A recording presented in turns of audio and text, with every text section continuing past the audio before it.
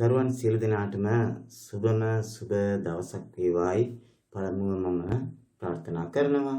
ඒ වගේම ඔයගොල්ලෝ සියලු දෙනාම මම මගේ සිසිර ඇකඩමි YouTube education channel එකට මම ඉතාමත්ම ආදරයෙන් පිළිගන්නවා.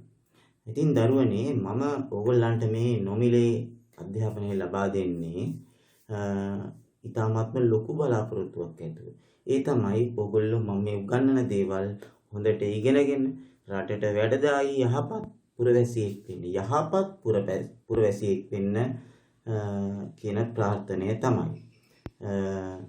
එහෙමනම් මම ඔයගොල්ලන්ට අද දවසේ කියලා දෙන්න යන්නේ සම්භාවිතාවය දෙවෙනි කොටස. මම ඔයගොල්ලන්ට 43 වෙනි වීඩියෝවෙන් සම්භාවිතාවය පළවෙනි කොටස ඉගෙනුවා. එහිදී ගොඩාක් කාරණා සාකච්ඡා කරා. සරල සිද්ධි, සංහිත සිද්ධි, ඒ වගේ කුල මේ සිද්ධි දෙකක් අන්‍යෝන්‍ය වශයෙන් බහිස්කාර වන සිද්ධි ගැනත් කතා කරා. අන්‍යෝන්‍ය වශයෙන් බහිස්කාර නොවන සිද්ධි ගැන මේ වගේ ලොකු මාතෘකා ඔස්සේ කතා කරා. ඉතින් අද දවසේ මම කතා කරන්න යන්නේ පාඩමේ ඉතිරි කොටස. අපි එහෙමනම් බලමු. සම්භාවිතාවය probability. අපි P අකුර තමයි පාවිච්චි කරනවා කියලා කිව්වේ. අපි ඉස්සෙල්ලාම බලමු. අද දවසේ මම කතා කරනවා ගොඩක් දේවල් ස්වායත්ත සිද්ධි ගැන කතා කරනවා. ඒ වගේම කොටු දැලක නිරූපණය කරලා යම්සි සිද්ධි දෙකක් කොටු දැලක නිරූපණය කරලා සම්භාවිතාව හොයන හැටි, ඒ වගේම රුක් සටහනක් ඇඳලා අපි කොහොමද සම්භාවිතාව හොයන්නේ කියන ලොකු මාතෘකාවක් යටතේ. එහෙනම් ඉස්සෙල්ලාම බලමු අපි ස්වායත්ත සිද්ධියක් කියන්නේ මොකක්ද කියලා. ස්වායත්ත සිද්ධියක් කියලා කියන්නේ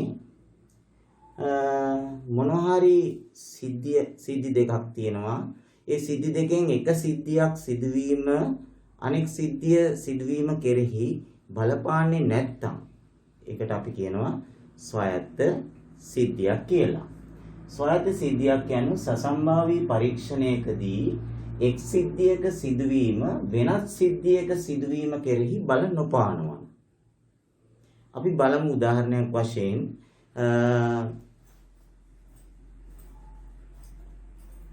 කාසි දෙකක් මඟ අත් දෙකේ කාසි දෙකක් තියෙනවා. මේ කාසි දෙක මේ විදිහට අපි උඩ දාලා වැටෙන පැත්ත නිරීක්ෂණය කරනවා. ඔයගොල්ලෝ මොකද කියන්නේ දැන්?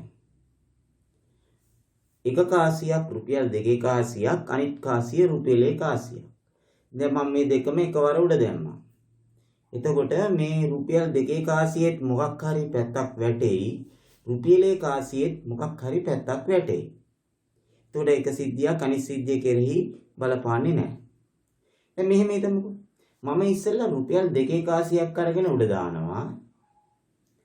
මොන මොකක් හරි පැත්තක් වැටෙයි. මං ඊළඟට රුපියල් 1 කාසියක් ඔහොම අරන් උඩ දානවා. අවස්ථා දෙකකදී. ඒත් එක සිද්ධියක් අනිත් සිද්ධිය කෙරෙහි බලපෑවේ නැහැ නේද?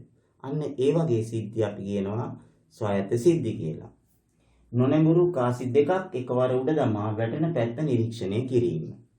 ඒ වගේම තවත් උදාහරණයක් ගත්තොත් සරසම බෝල ඇති මලු දෙකක් තියෙනවා. එක සමාන හැඩයෙන් තරමින් එක සමාන බෝල තියෙන මලු දෙකක් තියෙනවා. ඉතින් මොකද කරන්නේ? මලු දෙකකින් එක් මල්ලෙන් බෝලය බැගින් අහඹු ලෙස ගැනීම. දැන් මේ මල්ලෙන් මම අහඹු ලෙස බෝලයක් ගන්නවා.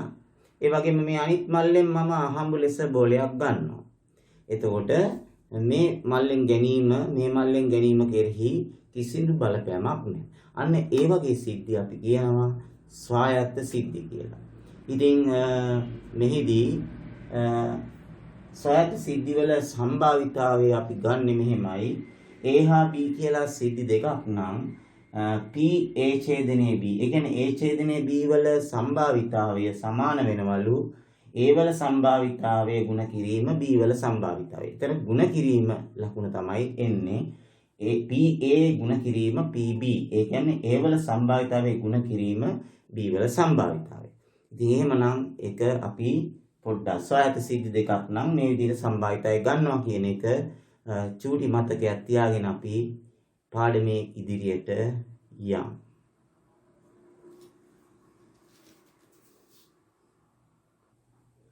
දැන් අපි බලමු මේ ගාන. අපිට කියනවා x හා y යනු ස්වායත්ත සිද්ධි වන අතර. අන්න x සහ y කියන්නේ ස්වායත්ත සිද්ධි දෙකක්. ඒ කියන්නේ එක සිද්ධියක් අනිත් සිද්ධිය කෙරෙහි බලපාන්නේ නැහැ. වන අතර px සමානයි භාගයයි. ඒ කියන්නේ x වල සම්භාවිතාවය දෙකෙන් එකයිද px ඡේදනය y සමානයි 3න් එකයි. ඒ කියන්නේ x ඡේදනය y වල සම්භාවිතාවය 3න් එකයි කියලා දෙනවා. අපිට කියනවා y වල සම්භාවිතාවය සොයන්නලු. py සොයන්නලු. ඉතින් අපි දැන් ඉස්සෙල්ලා මම චුට්ටකට ඉස්සෙල්ලා ඔයගලන්ට කිව්වා චූටි මතකයක් තියාගන්න කියලා. අපිට පොඩි සමීකරණයක් තියෙනවා එතනදි සම්භාවිතාව පිළිබඳ ස්වායත්ත සිද්ධිවල. මෙන්න මේකනේ සම්භාවිතාවය px ඡේදනය y සමානයි අපි කිව්වේ px ගුණ කිරීම py කියලා. ස්වායත්ත සිද්ධිවල සම්භාවිතාවය ගන්න. දැන් අපිට මොනවද දීලා තියෙන්නේ? px දීලා තියෙනවා, px ඡේදනය y දීලා තියෙනවා. ඒ කියන්නේ මෙන්න මේක දීලා තියෙනවා, px දීලා තියෙනවා. එහෙනම් py හොයන්න පුළුවන් නේ අපිට. එහෙනම් දැන් අපි ආදේශ කරමු. px ඡේදනය y ට අපිට දීලා තියෙනවා 3න් එකක්. px ට දීලා තියෙනවා 2න් එකක්. ගුණ කිරීම py. එහෙනම් අපිට පුළුවනි py මෙතනින් උක්ත කරගන්න. මේ බෙදීම දෙක මේ පැත්තට අරන් ආපුවාම මොකද වෙන්නේ? ගුණ කිරීම දෙක වෙනවා. බෙදීම දෙක ගුණ කිරීම දෙක වෙනවා. එතකොට අපිට උත්තරයක් එනවා කීයද? අපිට එනවා උත්තරයක් py වලට උත්තරයක් එනවා මෙතන එනවා 3න් 2යි නේ. 3න් 2ක් කියලා. ඔය විදිහට එනවා. ඊළඟට අපේ දෙවෙනි කොටසෙන් අහන ළමයි px මේලය y කීයද? px මේලය y. එතකොට මේක ඇවිල්ලා මේලයක් තියෙනවා, ඡේදනයක් තියෙනවා. ඒ කියන්නේ මේ කුලක දෙක ඡේදනය වන අවස්ථාවක්. ඡේදනය වේ නම් අපි ගිය වීඩියෝවෙන් අපි කිව්වා සම්භාවිතයි part 1 වලින් ඡේදනයක් තියෙනවා නම් ඒක ඇවිල්ලා ඡේදනය වෙනවා නම් අන්‍යෝන්‍ය වශයෙන් බහිස්කාර නොවන සිද්ධියක් කියලා. එතකොට අපිට සූත්‍රයක් තිබ්බා මොකද්ද? px මේලය y ට සූත්‍රයක් තිබ්බා මතකද? px මේලය y සමානයි මොකද්ද? px ධන py ඍණ px ඡේදනය y කියලා අපිට සූත්‍රයක් තිබ්බා. ඒක මගේ කලින් වීඩියෝවෙන් මම ඔයගොල්ලන්ට ලබා දුන්නා. ඉතින් දැන් මේ මතකයන් විකටම තියාගන්න ඕනේ. O level වෙනකල් තියාගන්න ඕනේ. දැන් අපි බලමු ආදේශ කරලා. px දීලා තියෙනවා 2න් 1යි. py අපි හොයාගත්තා 3න් 2යි. px ඡේදනය y අපිට දුන්නා 3න් 1යි. දැන් අපි මේක පොදු හරයක් අරගන්න ඕනේ නේ. කීයද පොදු හරය? අපිට පුළුවන් කීයද? 3යි 2යිනේ. 6 නේද ගන්න පුළුවන්. 6ට 2ේවත් 3යි, 3 අරක් 1 3යි. 6ට 3ේවත් 2යි, දෙවරක් 2 4යි. 6ට 3ේවත් 2යි, දෙවරක් 1 2යි. අපිට උත්තරයක් එනවා 6න් කීයද? 3යි 4යි 7යි. 7න් 2ක් අඩු කරාම කීයද? 7න් 2ක් අඩු කරාම 5යි. උත්තරේ 6න් 5යි. ඒ කියන්නේ px මේලය y සමානයි 6න් 5ක් අපිට එනවා. එහෙනම් මේ සූත්‍රය නැවත ඕන්න මතක් කරා. ඒක මතක තියාගන්න. අන්‍යෝන්‍ය වශයෙන් බහිස්කාර නොවන සිද්ධිවලදී. ඒ කියන්නේ ඡේදනය වෙන සිද්ධිවලදී. right.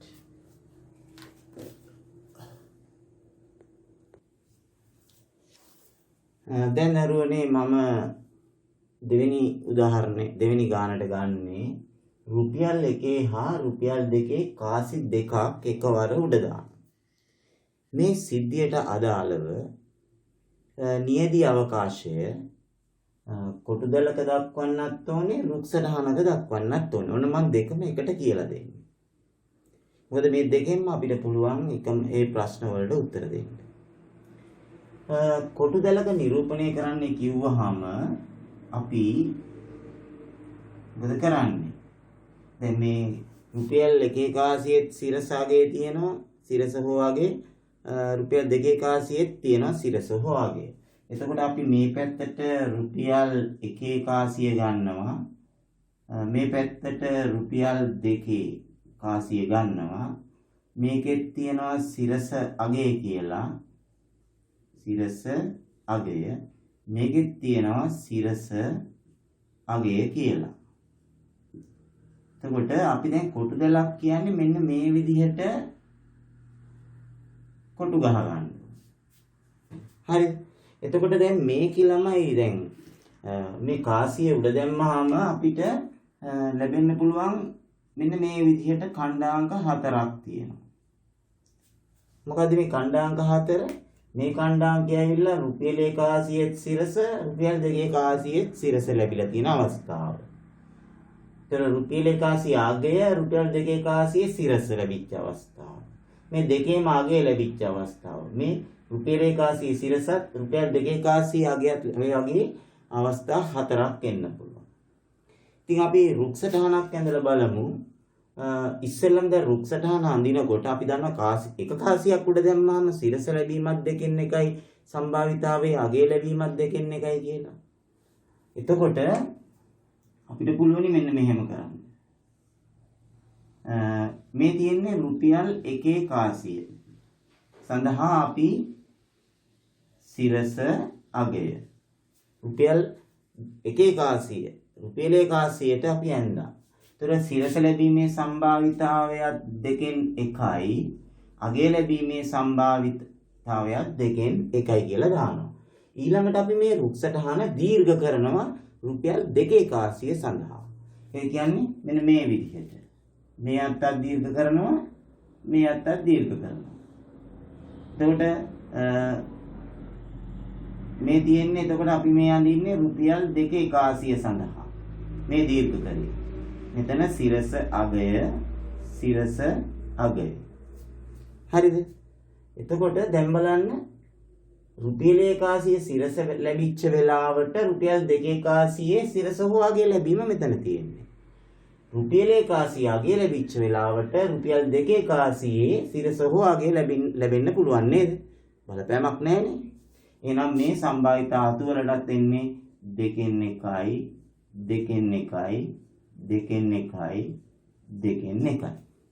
ඔය විදිහට. ඊළඟට මේ තියෙන්නේ පළවෙනි කාසියේ සිරස දෙවෙනි කාසියේ සිරස ලැබීමේ සිද්ධිය. ඒ සම්භාවිතාවය ගන්න අපි කිව්ව මතකද සම්භාවිතා දෙක ගුණ කරන්න ඕනේ. ඒතර මෙතන එන්නේ දෙකෙන් එක ගුණ කිරීම දෙකෙන් එක. උත්තරේ 4න් එකයිනේ. ඉඩත් මදි වගේ ලියන්න. ඊළඟ මෙතන මේ පළවෙනි රුපියල් 1,100 සිරස රුපියල් 2,100 අගය. ඒ සම්භාවිතාවය ගන්නෙ දෙකෙන් එක ගුණ කිරීම දෙකෙන් එකෙන්. උත්තරේ 4න් එකයි. අගය සිරස. එතනත් දෙකෙන් එක ගුණ කිරීම දෙකෙන් එක. උත්තරේ 4න් එකයි. අගය කාසි දෙකේම අගය ලැබීම. එතනත් දෙකෙන් එක ගුණ කිරීම දෙකෙන් එක සමානයි 4න් එකයි. ඔය විදිහට. දැන් අපි බලමු ප්‍රශ්න. සම්භාවිතා සොයන්න කියලා කියනවා. වාර දෙකෙහිම සිරස ලැබීම. ඒතර බලන්න ළමයි අපි කොටු දෙලෙන් මේක ගත්තොත් වාර දෙකෙහිම සිරස ලැබීම කියන්නේ මෙතන මෙන්න මේ ඛණ්ඩාංකය. රුපියල් 1,100 සිරස රුපියල් 2,100 සිරස. මෙන්න මේ ඛණ්ඩාංකය. ඒ කියන්නේ ඔක්කොම 4ක් තියෙනවා එකයි. 4න් එකයි උත්තරේ. ඒතර කොටු දෙලට අනුව ප්‍රශ්නෙට උත්තරය සිරස කියන මෙන්න මේ ඛණ්ඩාංකයනේ. ඒතර එක ඛණ්ඩාංකයයි තියෙන්නේ. උත්තරය 4න් එකයි. ඊළඟ රුක් සටහනට අනුව කාසි දෙකේම සිරස ලැබීම කොහොම සිරස අත්ත. ඒකෙත් ගන්නෙ සිරස කියන අත්ත. උත්තරේ කීයද? බලන්න මේ සම්භාවිතාව ගුණ කරාම අපිට උත්තරය ඇවිල්ලා තියෙනවා කීයද? 4න් එකයි. අර උත්තරේම එනවා. හරි. ඊළඟට අපි බලමු අනිත් ප්‍රශ්නේ. වාර දෙකෙන් එක්වරක්වත් අගය ලැබීම. වාර දෙකෙන් එක්වරක්වත් අගය ලැබීම කියන්නේ මොකද්ද?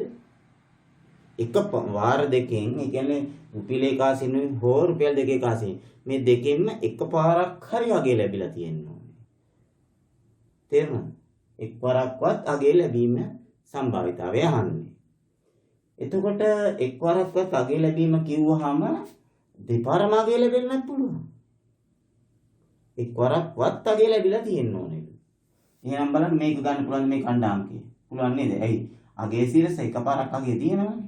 මේ ඛණ්ඩාංකය ගන්න පුළුවන්ද? සිරස අගය. සිරස අගය. එතන මේ ඛණ්ඩාංකය ගන්න පුළුවන් එකපාරක් අගය තියෙනවා.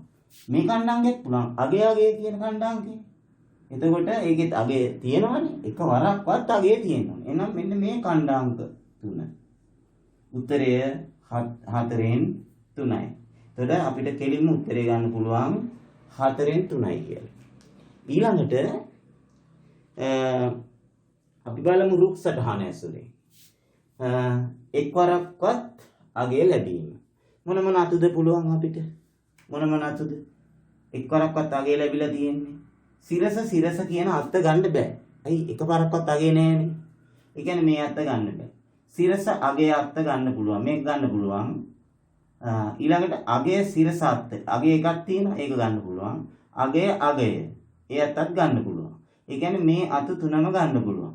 සිරස අගය, අගය සිරස, අගය. කියන්නේ 4න් 1 4න් 1 4න් 1.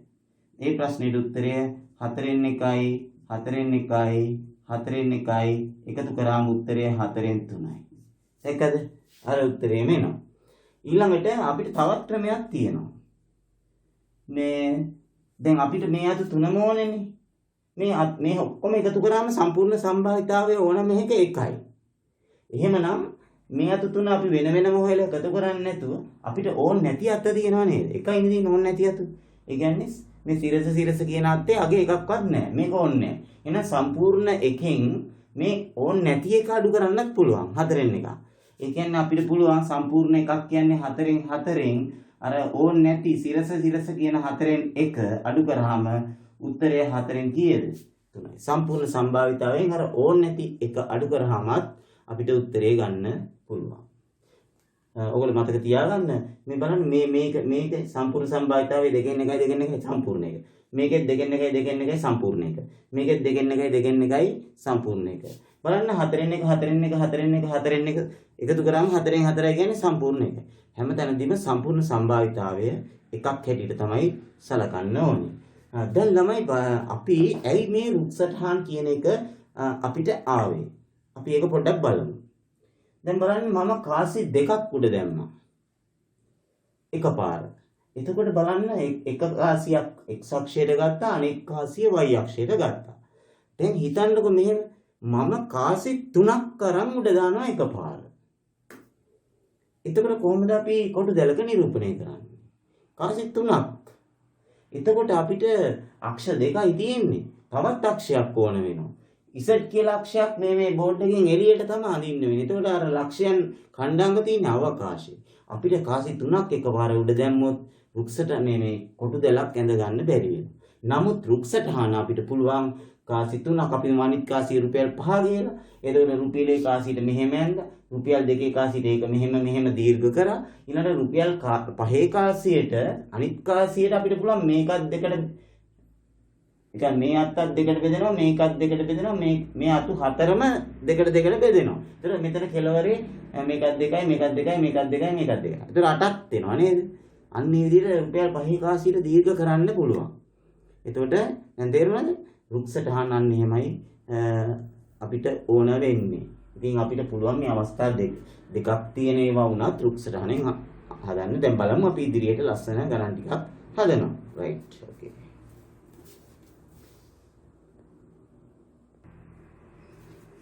අපි බලමු ළමයි තුන්වෙනි ගාන මෙහෙමයි වෙන්නේ.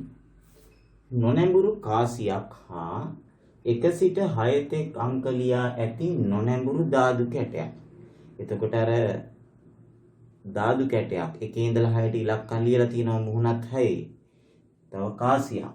මේ දෙකම අංක ලියා තියෙන නොනැඹුරු ධාතු කැටයක් එකවර උඩ දානවා. මෙහෙම එක අතකට කාසිය ගන්නවා අනිත් අතට ධාතු කැටය ගන්නවා මෙහෙම එකවර උඩ දානවා.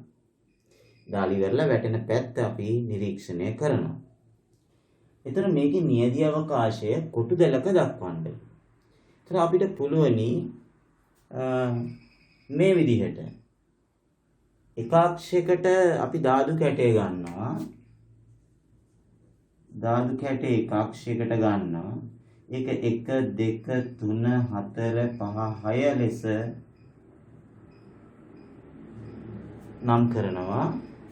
අනෙක් අක්ෂයට අපිට පුළුවනි කාසිය ගන්න. කාසිය. ඒකේ තියෙන්නේ පැති සිරස අගය. කාසිය ගන්නවා අනිත් පැත්තට සිරසයි අගයයි. දැන් එතකොට මේක අපි ඛණ්ඩාංක ලකුණු කරන්න ඕනේ. කොටු දැල ඇඳලා ඉවරලා අපිට පුළුවන් ඛණ්ඩාංක මේ විදිහට ලකුණු කරන්න. චූටි කතිර වලින් අපිට පුළුවන් කතිර සාමාන්‍යයෙන් ගහන ඩොට් තියන්න එපා. කතිර ගහලා අපි ඛණ්ඩාංක ලකුණු කරනවා. ඊළඟට B කොටසෙන් මෙහෙම කියනවා. කාසියේ සිරස වැටීමේ සිද්ධිය කැපිටල් Aද ධාතු කැටේ හතර වැටීමේ සිද්ධිය කැපිටල් Bද ලෙසගෙන එම සිද්ධි එක එකක් කොටු දෙලේ වට කර දක්වා මෙන්න මේ සම්භාවිතා හොයන්න. අර කොටු දෙලේ වට කරලා පෙන්නන්න. එතකොට අපි බලමු ඉස්සලා බලමුකෝ. කාසියේ සිරස වැටීමේ සිද්ධිය කැපිටල් A. මට කියන්නකෝ කාසියේ සිරස වැටීමේ සිද්ධිය කැපිටල් A කියලා නම් කරන්නේ කොයි වටද? කාසියේ සිරස ලැබීම. ධාතු කැටේ මොනවා ලැබුණා ප්‍රශ්නයක් නැහැ. කාසියේ සිරස වැටීමේ සිද්ධිය තමයි A කියලා කියන්නේ. ඒ කියන්නේ මේ බලන්න මේ ඛණ්ඩාංක ඔක්කොගෙම කාසියේ වැටිලා තියෙන්නේ සිරස. එහෙනම් අපි මෙන්න මේ ප්‍රදේශයේ තමයි වට කරලා පෙන්නන්න. ඔය කොම ඛණ්ඩාංකවල ලැබිලා තියෙන්නේ කාසියේ සිරස. දැන් මේක අපි නම් කරනවා කැපිටල් A කියලා. ඊළඟට කියනවා ධාතු කැටේ හතර වැටීමේ සිද්ධිය කැපිටල් B කියලා නම් කරන්නද. ධාතු කැටේ හතර වැටීම. ධාතු කැටේ හතර වැටීම මෙන්න මේ ඛණ්ඩාංක දෙකෙහිම ධාතු කැටේ හතර වැටලා තියෙන්නේ. ඒක වට කරලා පෙන්නන්න ඕනේ මේක. එතකොට මේක තමයි B කියන සිද්ධිය. හරිද? දැන් ඔන්න වට කරලා පෙන්නුවා. ඊට පස්සේ කියනවා පහත සම්භාවිතා හොයන්න. එහෙනම් මට කියනවද A වල සම්භාවිතාවය කීයද? ඒතර අපි කොටු කරලා දිනනවා නේද? වට කරලා දිනවනේ. මේ කොටු දැලේ. ඒතර A සිද්ධියේ සම්භාවිතාවය කියන්නේ මෙතන ඔක්කොම ඛණ්ඩාංක කීයක් තියෙනවද? 2යි 4යි 6යි 8යි 10යි 12ක් තියෙනවානේ. 12න් A සිද්ධියට අදාළ වෙන්නේ ඛණ්ඩාංක 6යි. එහෙනම් සම්භාවිතාවය 12න් 6යි. එතකොට ළමයි ඕගොල්ලෝ දැන් සම්භාවිතාවයට උත්තර දෙනකොට මේ සුළු කිරීම අත්‍යවශ්‍ය නෑ. මේකට ලකුණු දෙකක් දෙනවා නම් කෙලින්ම 12න් 6ට ලකුණු දෙකම දෙනවා. ආයේ කතන්දර දෙකක් නෑ. මේක භාග ගානක් නෙමෙයිනේ සම්භාවිතාවය. ඉතින් ඕගොල්ලෝ කැමති නම් විතරක් සුළු කරලා දෙන්න. හැබැයි හරියට සුළු කරන්න. මම හෝ කියලා වචනේ දාන්නම්. මේකට සම්පූර්ණ ලකුණු හම් වෙන හින්දා. එතකොට මේක සුළු කරාම 2න් 1යි කියලා කැමති නම් විතරක් ලියන්න. නොලියා ඉන්න තරමට හොඳයි වන්නම් කියන්නේ. ඊළඟට B වල සම්භාවිතාවය. B වල සම්භාවිතාවය ඇවිල්ලා ඛණ්ඩාංක දෙකක් තියෙනවා 12න් 2යි. තේරුණානේ? 12න් 2යි. මම ඒකින්ද මේක මෙහෙම නවත්තන්න.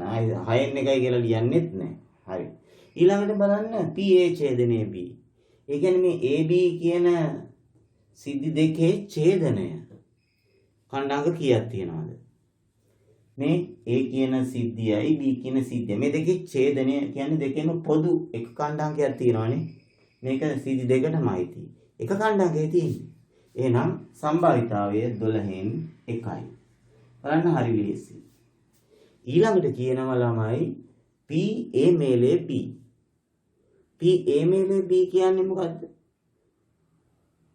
ඔක්කොම කියන එක. A සිද්ධියේ B සිද්ධියට අදාළ ඔක්කොම. කීයක් තියෙනවද? අපිට මේක එකපාර උත්තර දෙන්නත් පුළුවන්. බලන්න මෙතන. මේ බලන්න මේ සිද්ධි දෙකට අදාළ ඔක්කොම කීයක් තියෙනවද? 1යි 2යි 3යි 4යි 5යි 6යි 7යි. නේද?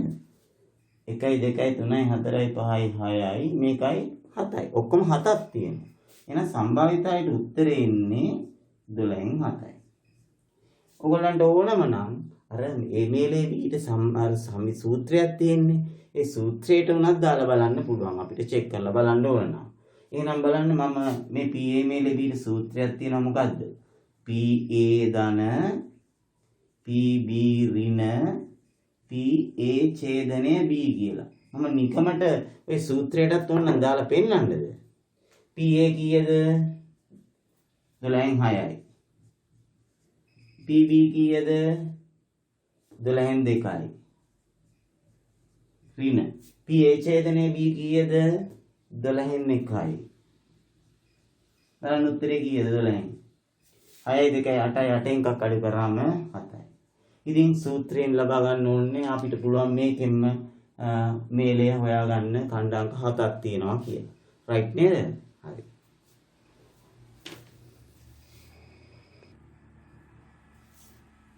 ඔව් දැන් අපි බලමු තවත් ගානක්. මම මේ ගානත් කොටු දැල සහ රුක් සටහන යන අවස්ථා දෙකෙන්ම හදනවා. මල්ලෙන් පබළුවක්ගෙන අහඹු ලෙස පබළුවක්ගෙන මොකද්ද මල්ල? මේ මල්ල තියෙනවා මේකේ තියෙන්නේ ඇතුලේ මොනවද? සර්වසම පබළු. මම කෙටි කරලා ලියුවේ මෙතන ඉඩමදි හින්දා. මේ මල්ලක් තියෙනවා. මේ මල්ල ඇතුලේ කෙනෙකුට සර්වසම පබළු තියෙනවා. රතු පාට 3කුයි නිල් පාට 2කුයි. ඔක්කොම පබළු 5ක් තියෙනවා. ඒකෙන් මේ කියන්නේ පබළුවක් ගෙන අහඹු ලෙස නැවත මල්ලට දමා තව එකක්. ඒ කියන්නේ මේ මල්ලෙන් මෙහෙම අහඹු ලෙස පබළුවක් අරගන්නවා. අරගෙන ඒකේ වර්ණය සටහන් කරගන්නවා. නැවත මේ මල්ලට දානවා. දාලා මම අහඹු ලෙස නැවත දෙවෙනි වතාවටත් පබළුවක් ගන්නවා කියන අදහස. දැන් අපි මේ සිද්ධිය මේ නියදී අවකාශය පළවෙනි කොටසෙන් කියනවා කොටු දැලක දක්වන්නලු. එතකොට අපි කොටු දැලේ පළමු ගැනීම මෙතන මේ එක අක්ෂයකටත් දෙවන ගැනීම අනෙක් අක්ෂයටත් ගත්තාම අපි දැන් කොහොමද මේ නම් කරන්නේ? තියෙන්නේ ළමයි රතු පබළු 3යි නිල් පබළු 2යි. අපිට පුළුවන් රතු කැපිටල් R අකුරෙනොත් නිල් බ්ලූ කියන්නේ B අකුරෙනොත් අපි සංකේතවත් කරොත් අපිට පුළුවනි මෙතන R1 R2 R3 ඊළඟට මෙතන B1 B2 වශයෙන් අපිට පුළුවනි මේ පැත්තටත් එහෙමයි ඒ පළමු ගැනීමනේ දෙවෙනි ගැනීමට R1 R2 R3 B1 සහ B2 වශයෙන් දෙවෙනි ගැනීම සඳහා මේ පබළු පහම අපි ලකුණු කරමු. ඊට පස්සේ මේ ගන්න පබළුව ආයේ මල්ලට දාලානේ දෙවෙනි එක ගන්න. දෙවෙනි පාර ගන්නකොටත් මල්ලේ පබළු පහම තියෙනවා. ඒකෙන්ද මේ ඔක්කොම ඛණ්ඩාංක එනවා. එතන ඛණ්ඩාංක කීයක් ඔක්කොම එනවද මේ විදිහට ලකුණු කරොත්? මේ පැත්තට x අක්ෂයට 5යි y අක්ෂයට 5යි. එතකොට පසර 5 ඛණ්ඩාංක 25ක් මම දැන් මේ ලකුණු කරනවා. ඒක ඊටාම ඉක්මනින් අපිට මේ විදිහට ඛණ්ඩාංක 25ම ලකුණු කරගත්තා හැකි. ඔය විදිහට. ඊළඟට බලන්න දැන් මේ රුක් සටහන අඳින්නේ. ඒ රුක් සටහන අඳිනකොට අපි පළමු ගැනීම සඳහා මේ විදිහට අපි අඳිනවා. පළමු ගැනීමේදී මොකද වෙන්න පුළුවන්? අපිට මේ මල්ලෙන් පළමු ගැනීමේදී රතු වෙන්නත් පුළුවන්, නිල් වෙන්නත් පුළුවන් ලැබෙන පබළුව. නේද? එහෙනම් අපි මේ අතු දෙකට දාන්නේ රතු සහ නිල් කියලා. R සහ B කියලා දැම්මත් කමක් නැහැ. ඊට පස්සේ දෙවෙනි ගැනීම සඳහා තමයි මේ දික් කරන්නේ. දෙවෙනි ගැනීම. දෙවන ගැනීම. එතනදී පළවෙනි පාර ලැබුණේ මොකක් වුණත් ප්‍රශ්නයක් නැහැ. දෙවෙනි පාර ගන්නකොටත් අපිට රතු හෝ නිල් ලැබෙන්න පුළුවන්. ඒ පළවෙනි පාර රතු ලැබිලා තියෙද්දි දෙවෙනි පාර ගන්නකොට රතු හෝ නිල් ලැබෙන්න පුළුවන්. එහෙම නැත්නම් පළවෙනි පාර නිල් ලැබිලා තියෙද්දි දෙවෙනි පාර ගන්නකොට අපිට රතු හෝ නිල් ලැබෙන්න පුළුවන්. සම්භාවිතාව කොහොමද දාන්නේ? මේ මල්ලෙන් නේද මම ගන්නෙ. ඒකේ රතු 3යි නිල් 2යි තියෙනවා. ඔක්කොම පහක් තියෙනවා. එහෙනම් රතු ලැබීමේ සම්භාවිතාවය 5න් 3යි, නිල් ලැබීමේ සම්භාවිතාවය 5න් 2යි. මෙතනට දානවා 5න් 3ක්, මෙතනට දානවා 5න් 2ක්. ඉතින් මේ ගත්තු පබළුව පළවෙනි පාර ගත්තු පබළුව නැවත මල්ලට දානවනේ. එහෙනම් දෙවෙනි පාර ගන්නකොටත් තියෙන්නේ රතු 3යි නිල් 2යි. එහෙනම් මේ තැනටත් තියෙන්නේ රතු ලැබීම 5න් 3යි, නිල් ලැබීම 5න් 2යි. 5න් 3යි 5න් 2යි. ඔය විදිහට ඒ අතු ටික සම්පූර්ණ කරගන්න. දැන් අපිට ඒ අදාළ ලකුණු ප්‍රමාණය හම්බ වෙනවා.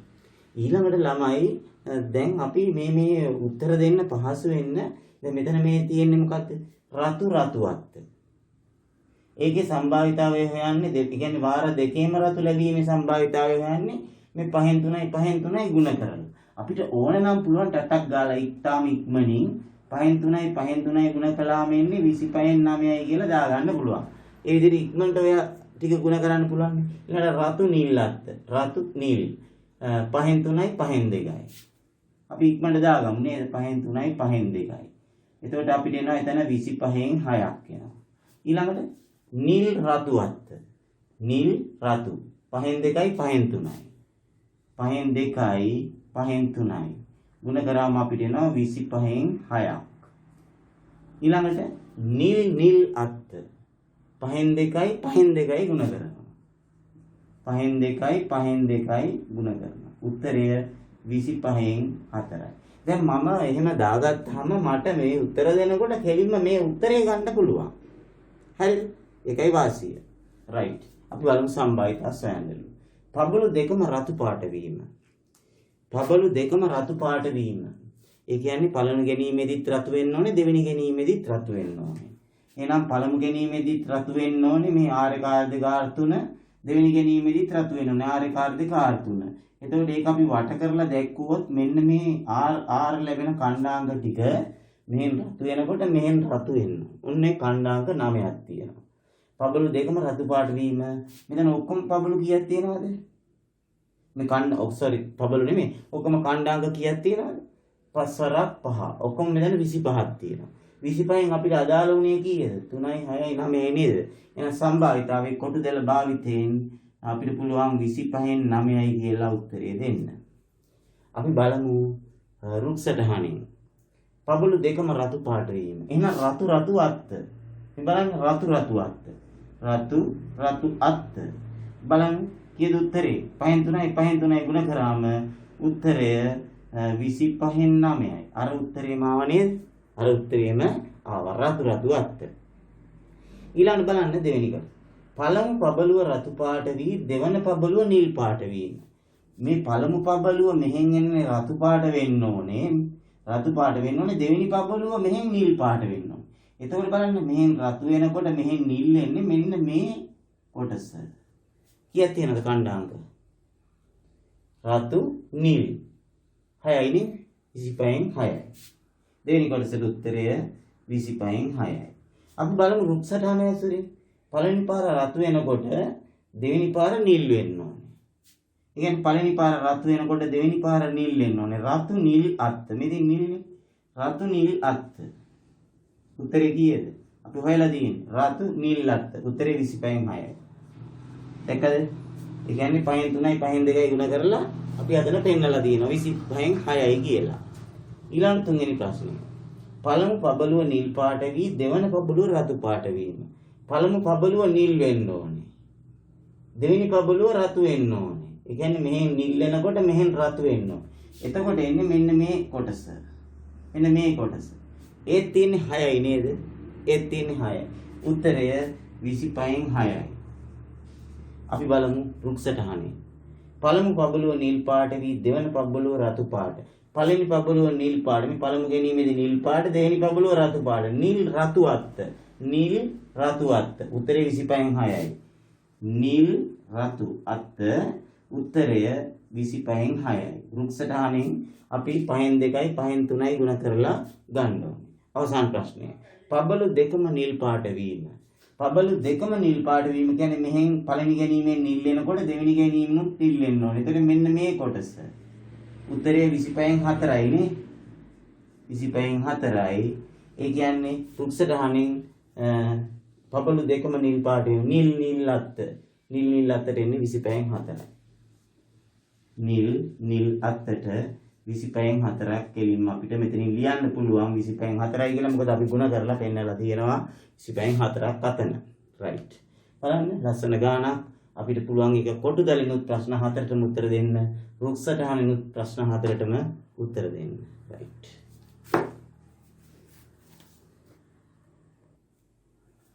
දැන් අපි බලමු තවත් ලස්සන ගානක්. දැල්පන්දු කණ්ඩායමක සිටින පන්දු විදින්නේ. කවුද මේ පන්දු විදින්නේ කියන්නේ දැල්පන්දු කණ්ඩායමේ සිටින?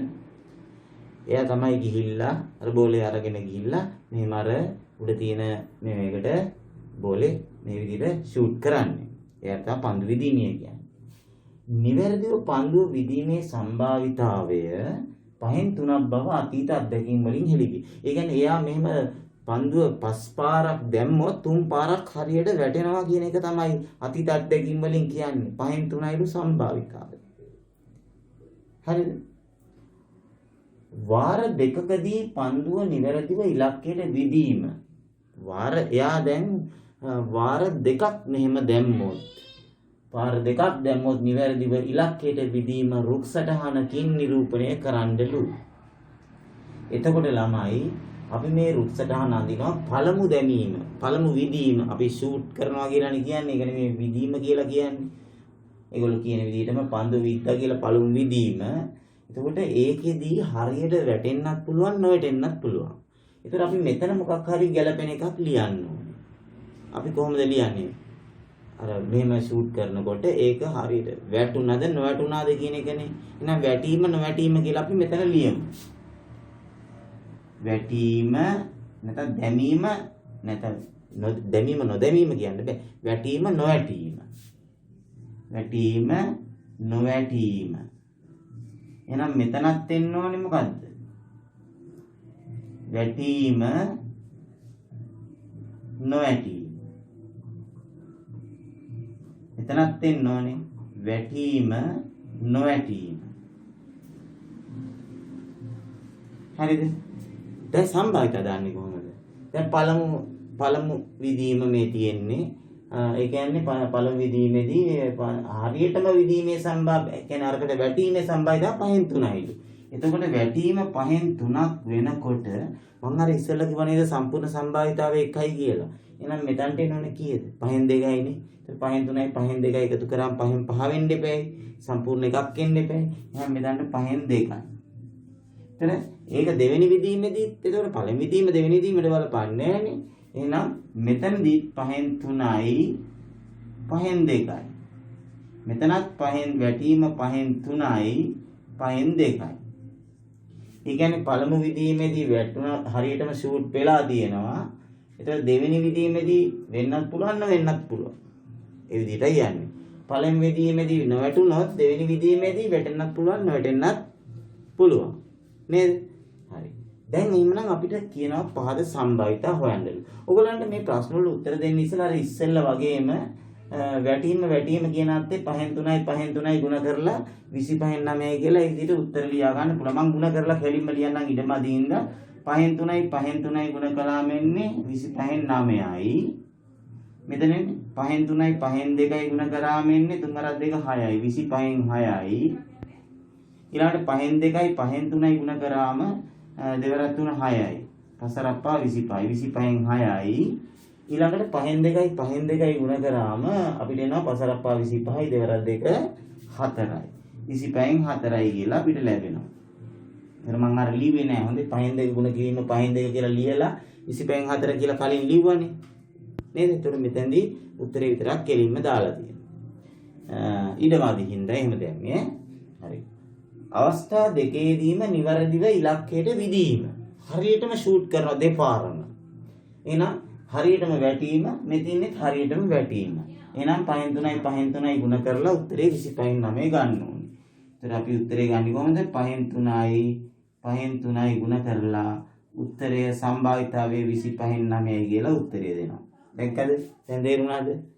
හරි. ඊළඟට එක් අවස්ථාවකදීවත් නිවැරදිව ඉලක්කයට විදීමේ සම්භාවිතාව. එක පාරක් හරි නිවැරදිව එන්න ඕනේ විදීම. හරිද? එහෙනම් අපිට ඕන අතු බලමු. එක පාරක් හරි හරියට විදලා තියෙන්න ඕනේ, ෂූට් කරලා තියෙන්න ඕනේ. එහෙනම් බලන්න මේක දෙපාරම වැටලා තියෙනවනේ. ඉතින් එක පාරක් හරි තියෙනවනේ නේද? එක් අවස්ථාවකදීවත් නිවැරදිව විදලා තියෙන්න ඕනේ. ඒ කියන්නේ මේ වැටීම කියන අත්ත ගන්න පුළුවන්. ඒ කියන්නේ මේ අත්ත ගන්න පුළුවන්. 25/9යි. ඊළඟට වැටීම නොවැටීම. අර එකපාරක් හරි වැටිලා නේද? වැටිලා නොවැටිලා. ඒ වැටිලා තියෙනවනේ එකපාරක්. එහෙනම් 5න් 3යි 5න් 2යි ගුණ කරාම 25න් 6 ගන්නත් පුළුවන්. ඊළඟට නොවැටීම වැටීම. නොවැටිලා දෙවෙනි පාර වැටිලා. එහෙනම් එකපාරක් හරි වැටිලා තියෙනවා. එහෙනම් 25න් 6 ගන්න. ඒ 25න් 6ත් ගන්න පුළුවන්. 25න් 6යි. දැන් අපි මේක ගත්තා නේ. මේක පුළුවන්ද? නොවැටීම. එහෙනම් දෙපාරක් වැටිලා නැහැ. මේක ගන්න බෑ. මේ අත ගන්න බෑ. එහෙනම් මොකද උත්තරය? 25න් 9යි 25න් 6යි 25න් 6යි 6 12යි 12යි 9යි 21යි. උත්තරය 25න් 21යි. මේක හදන්න ළමයි තව ක්‍රමයක් තියෙනවා.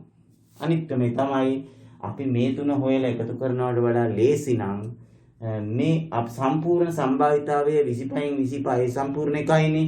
එහෙනම් මේ 25න් 25යි කියන්නේ සම්පූර්ණ එකෙන් අඩු කරනවා මේ ඕන් නැති එක 25න් 4ක් අඩු කරනවා. 25න් මේ ඕන් නැති අත් අඩු කරාම ඕන තුනම එනවා. මේ 25න් 4ක් අඩු කළාම උත්තරය 25න් 21යි. ලස්සනයිනේ. right. අපි අද ලස්සන ගණන් ටිකක් හැදුවා. වෙනම කොටු දැල්ලෙන් එක ගානයි ආයි තව කාටසි මේ රුක්සටහනින් තව ගානක් නැතුව මම ගණන් කීපයක්ම හැදුවා. කොටු දැලනුයි රුක්සටහනිනුයි දෙකෙන්ම උත්තර ගත්තා. ඉතින් දැන් මේ ගාන මම රුක්සටහනකින් පමණයි දුන්නේ. මොකද මේක අපිට කොටු දැලකින් නිරූපණය කරන්න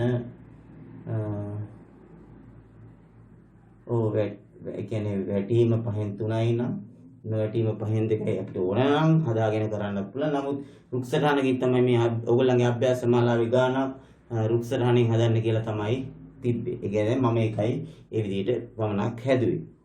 හොඳයි. එහෙමනම් ඔයගොල්ලෝ සියලු දෙනාම මාගේ සිසිර ඇකඩමි YouTube education channel එකට like එකක් එහෙම දාන්න. කමෙන්ට් එකකුත් දැම්මට වරදක් නැහැ. පාඩම හොඳට කරා තේරුණා. ඒ වගේ හොඳ කමෙන්ට් එකක් දාන්න. ඒ වගේම ඔයගොල්ලන්ගේ සියලුම හඳුනන ළමයින්ට යාළුවන්ට පාසල් වයසේ 6-11 වයසේ ඉන්න දරුදරියන්ට මේ ලින්ක් එක ලබා දීලා පිනක් කරගන්න. මම මේ දෙන නොමිලේ අධ්‍යාපනය ඒ අයටත් ලබා ගන්නට ඉඩ සලස්සන එක ඔයගොල්ලන්ගේ යුතුයකමක්. එහෙමනම් සියලු දෙනාම මගේ YouTube channel එක දැන් මම මේ වෙනකොට subscribe කරලා bell icon එකට all දීලත් ඇති නේද? අලුතෙන් එක තුන සමාජිකයෙක් ඉන්නවා නම් subscribe කරන්න අමතක කරන්න එපා. හොඳේ. right. එහෙමනම් සියලු දෙනාටම සුබ දවසක් ප්‍රාර්ථනා කරමින් මම අද ඔයගොල්ලන්ගෙන් සමු ගන්නවා. සියලු දෙනාටම ආදරෙයි. ආයුබෝවන්.